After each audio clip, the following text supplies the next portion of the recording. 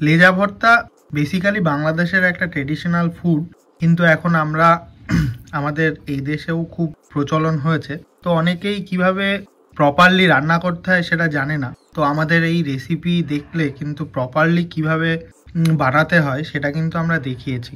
অবশ্যই ভালো লাগলে সবার সঙ্গে শেয়ার করো, আর একবার ট্রাই করে কমেন্টসে জানাও তোমাদের কেমন লেগেছে। একটি কাচের বলে কেটে রাখা কাঁচা ইলিশ মাছের লেজাগুলি একে একে নিয়ে তাতে 2 চামচ লবণ, 2 চামচ হলুদ গুঁড়ো এবং 3 চামচ সরিষার তেল দিয়ে ভালোভাবে মেখে রাখতে হবে। 20 মিনিট মেখে রাখতে হবে। তারপর গরম কড়াইয়ে সরিষার তেল দিয়ে তাতে ইলিশ মাছের লেজাগুলি একে একে দিয়ে উল্টে পাল্টে ভালোভাবে ভেজে নিতে হবে।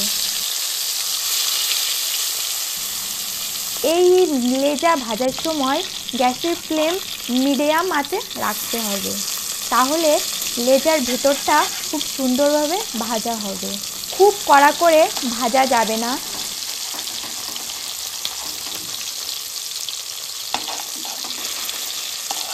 আমাদের লেজা ভাজা হয়ে গেছে, এবার এগুলো একটি পাত্রে তুলে নিতে হবে। এর সঙ্গে সঙ্গে কিছুটা ভাজার তেলও তুলে রাখতে হবে, যেটা আমাদের ভর্তাটা মাখার সময় ব্যবহার হবে। ইলিশের লেজা ভাজা তেলে 4টি শুকনো লঙ্কা ভেজে তুলে নিতে হবে।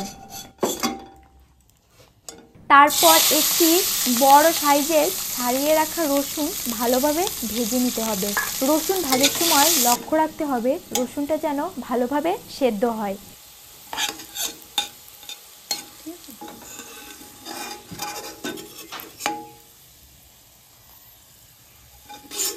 রসুন ভাজা হয়ে গেলে সেই একই তেলে স্বাদমতো কাঁচা লঙ্কা এবং কেটে রাখা পেঁয়াজ দিয়ে ভালোভাবে ভাজতে হবে। এই পেঁয়াজ ও কাঁচা লঙ্কা ভাজার সময় সামান্য লবণ এবং সামান্য হলুদ গুঁড়ো দিয়ে ভালোভাবে ভাজতে হবে। আমাদের লঙ্কা এবং পেঁয়াজ ভাজা শেষ হয়ে গেছে। এবার এটি একটি পাত্রে তুলে নিয়ে হামানদিস্তাতে আমরা 2টি করে ইলিশের লেজা ভাজা দিয়ে একটু একটু করে থেতো করে সেটিকে একটি থালায় তুলে নেব। তারপর সেই থেতো হওয়া ইলিশের লেজা থেকে কাঁটাগুলি ভালোভাবে ছাড়িয়ে নেব। থেতো করা এই ভাজা ইলিশের লেজা থেকে যদি কাঁটাগুলি আমরা ভালোভাবে না ছাড়িয়ে নিই তাহলে এটা ইলিশ ভর্তা হবে না। কাঁটা থাকার ফলে লেজা ভর্তাটি খেতে ভালো লাগবে না। তাই আপনারা বাছার সময় কাঁটাগুলি খুবই ভালোভাবে বেছে নেবেন। ইলিশ মাছের লেজা ভর্তা মাখার জন্য যা যা লাগবে সেগুলো একটা প্লেটের মধ্যে রেখে একে একে সবগুলো মেখে নেব।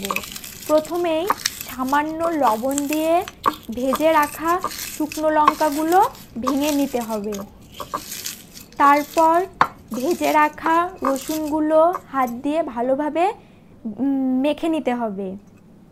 এরপর ভেজে রাখা পেঁয়াজ এবং কাঁচা লঙ্কাগুলো ভালোভাবে চটকে চটকে মেখে নিতে হবে।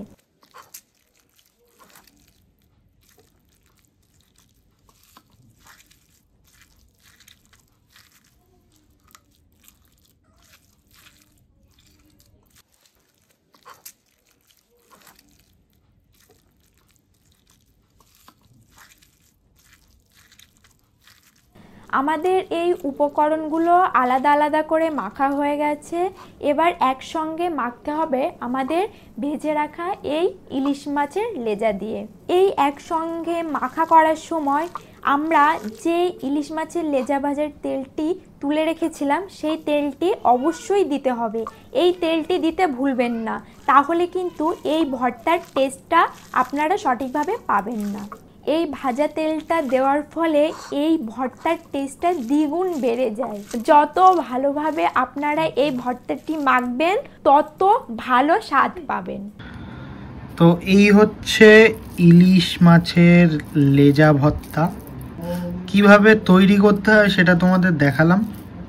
তো বাড়িতে একবার ট্রাই করে অবশ্যই আমাদের কমেন্টসে জানাও তোমাদের কেমন এক্সপিরিয়েন্স এটার ওপর। আমার কিন্তু খুব সুন্দর লাগে খেতে। এটা মানে এটা আমার খুবই ভালো লাগে, ভাত দিয়ে তো আরও সুন্দর লাগে। তো এই হচ্ছে সেই লেজা ভর্তা, তো একটু ট্রাই করি, ঠিক আছে?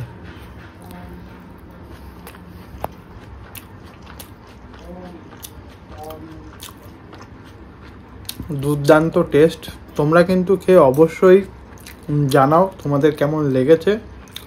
সাবস্ক্রাইব করে পাশে থাকো এরকম ভালো ভালো রেসিপি দেখার জন্য।